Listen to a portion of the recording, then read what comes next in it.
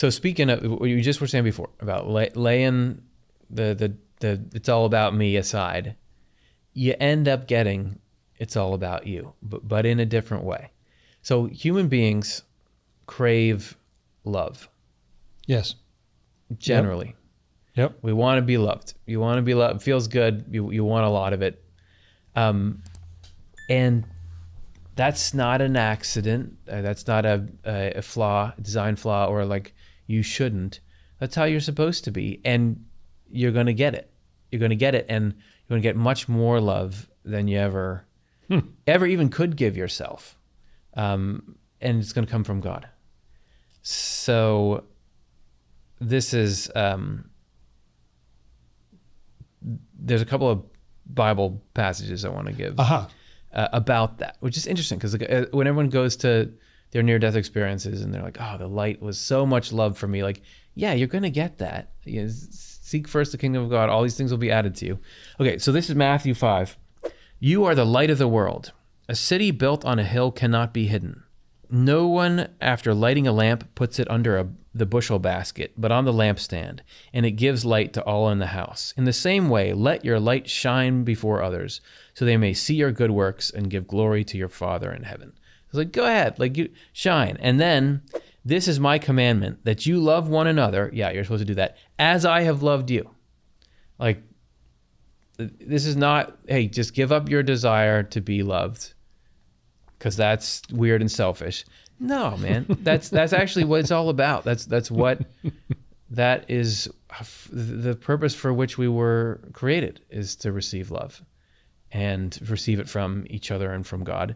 And you care for yourself, and you can try to love yourself to the extent you can. Where the real hit's going to come is going to be from other people and from God. That's where you're really going to have your cup running over.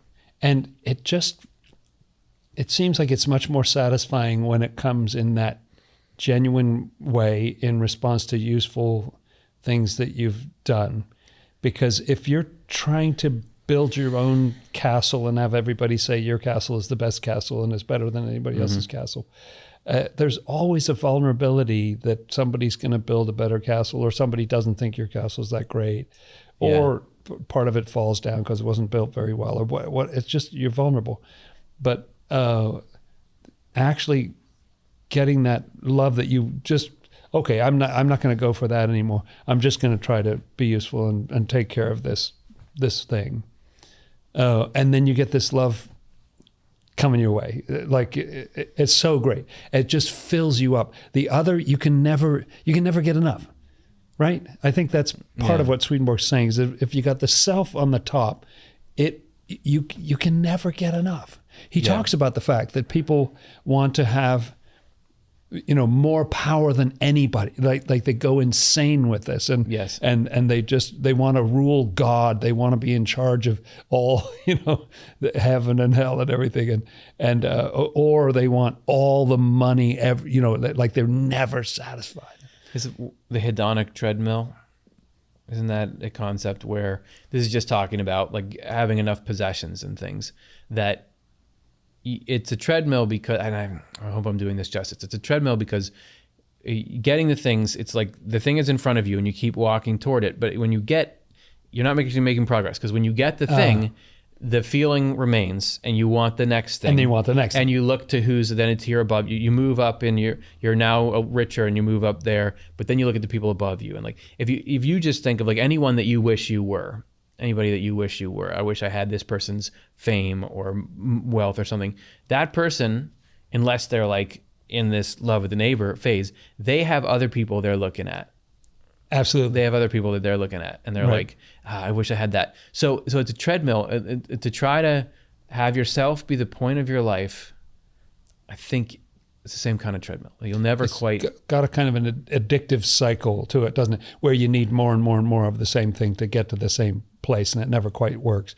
So you keep doing it, but it doesn't have the results that you want. I'm quite satisfied. And when you go in the opposite direction, then anything that comes in just fills you up. Like, I never expected this. This is great. You're talking about a Muppet Christmas Carol when Ebenezer Scrooge says, a gift?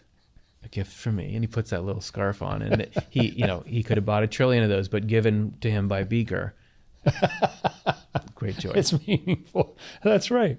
Right. That's a perfect, So this is like, it's not your fault that you want love. Here's a little bit of the kind of love that God has for you.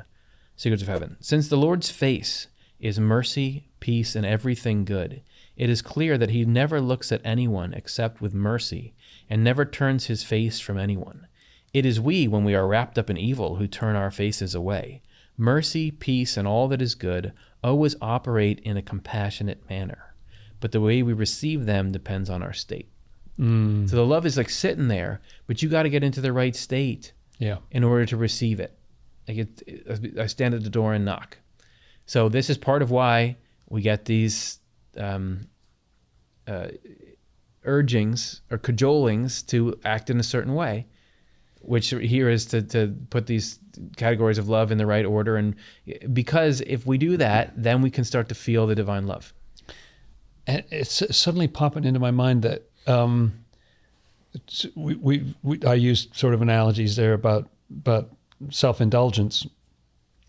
But isn't it also the case that you can be very self-centered and be beating yourself up all the time? Two sides of the same coin. Right? Yep. Yeah, like you're still self-focused because it's just like, you're just mad at yourself and you're beating yourself up all the time. And yet, I love that phrase. I came across it again recently. It was, which of you by worrying can add 1 cubit to his stature? That's right. And the idea is like, and who by beating themselves up became a better person? You're just, the beatings will continue until morale improves.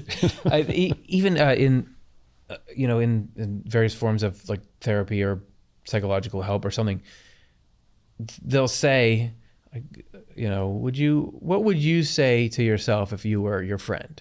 Yes. Or would you want someone to talk to you that way, the way you talk to yourself? Yes. Is it okay for someone to talk to someone else the way you talk to yourself?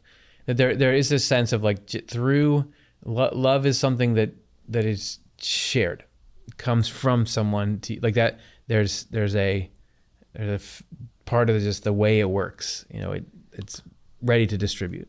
So that what I think of as a new age concept, I don't know if that's an accurate term, but that you're loving yourself is the basis of your loving others. And unless you've got this piece right, you're really not in a good place to be able to help others. It's not wrong, is it? I mean, you can, it depends so much on your purpose. Right. But there is something about, if you're just devoting unbelievable energy to beating yourself up. Well, you can't do that. You can't beat yourself up because, as I just said there, God is always compassionate. And Swedenborg elsewhere has this fascinating description of the difference between heaven and hell. So the difference between people who are in this angelic state and people who are in the opposite, where you love what's evil, and that heaven and hell influence you and can even like that's sort of where your thoughts and feelings come from. Right. And hell is always critical, and it's always trying to accuse, condemn, upset you. And heaven is always comforting and even overlooks your faults and that's these sorts of things. Puts a good interpretation on it. And there's some phrase in there about how hell esteems no one, and the Lord esteems everyone. So that esteem that's happening internally in your head space, that's an important piece too. If it's just all tearing down, it's not coming from the best, most helpful place. There's absolutely a place for self-examination for moving forward in your life, but that's actually taking sort of a warmer, kinder look of like, okay, I've misstepped here, I did that wrong, and maybe you've done horrendous things, right. but you still, what good is beating yourself up about it? It's still, in a way, beating yourself up is like still saying, well, I'm in the place of God and I'm going to punish myself. I guess it'd be like the purpose again. So if your mind is crashing down on you, trying to get you to feel bad about something, and the purpose is for you to suffer through feeling bad, that's not the purpose. That's not the point of life. That's not what it is to be an angel. if you're getting thoughts and the purpose is that you're going to amend your behavior or you're going to right some wrong that you can do, that's a different purpose. It's like with people who have a life review in a near-death experience. Yeah. There's a total moral component to it. You see and you feel how everything you did made everyone else feel. That's right. But nobody reports like, I didn't want to have, like, it's good. It's constructive. It realigns your values. It gives you a chance to approach life differently. And it's just truth, real loving truth that helps you move forward. So self-esteem, I think that a lot of people, when they talk about self-love, they're talking about self-esteem. Like how do you have a good sense of self-esteem?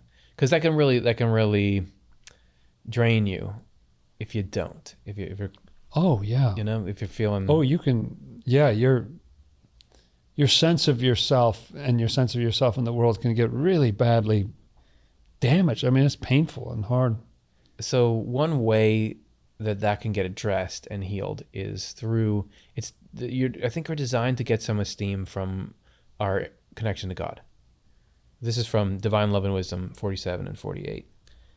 Divine love and wisdom cannot fail to be and to be manifested in others that it has created.